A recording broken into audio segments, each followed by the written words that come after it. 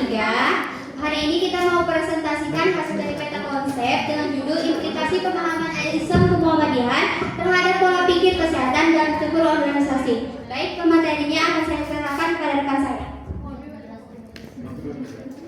Baik teman-teman, perkenalkan nama saya Titi Sada. Saya di sini sebagai pemateri pertama. Di sini saya akan menjelaskan terlebih dahulu ya, sebelum menjelaskan semuanya, saya akan menjelaskan terlebih dahulu, yaitu pengertian IMM.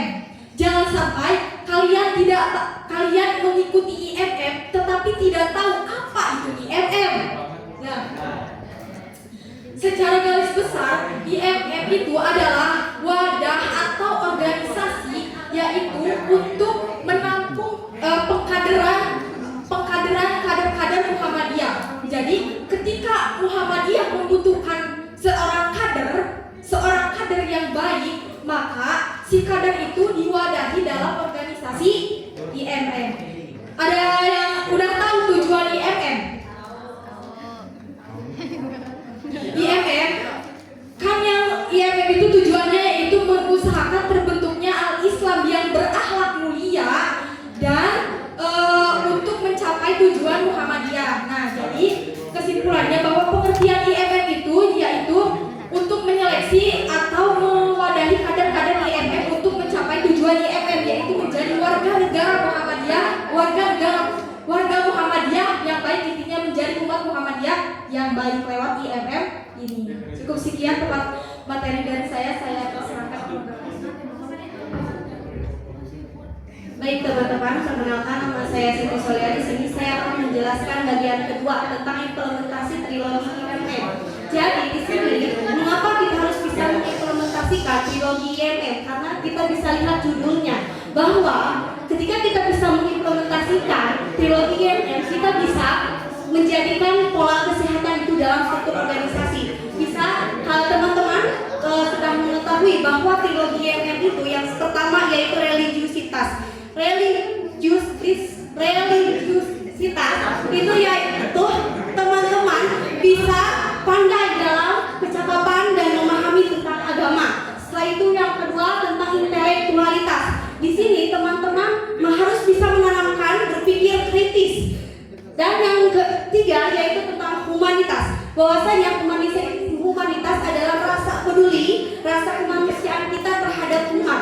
Nah, teman-teman, jika teman-teman bisa mengimplementasikan trilogi IMM ini pada jiwa kita, maka kita bisa berorganisasi dalam struktur organisasi itu secara sehat. Seperti itu, teman-teman.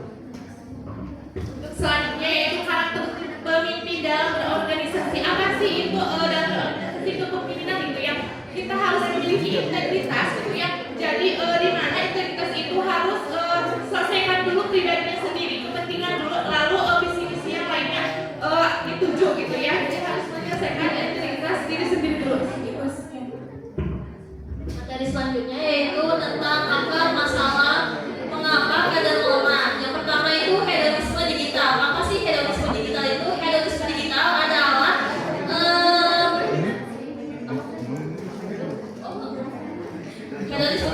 adalah kayak FOMO gitu, karena generasi sekarang lebih sering scroll media tanpa ada hasil yang jelas. Yang kedua yaitu budaya instan. Generasi sekarang lebih ingin hasil yang instan tanpa ada usaha. Lalu yang ketiga kehilangan visi hidup yaitu tidak memiliki tujuan. Jadi hidup hanya karena hidup gitu. Jadi tidak ada tujuan sama sekali. Sekian. Saya akan menerangkan tentang moto atau slogan AIKA. AIKA itu bukan mata kuliah melainkan sistem hidup. Karena kenapa? Karena AIKA itu sangat-sangat berpengaruh tentang pola kesehatan dalam struktur organisasi.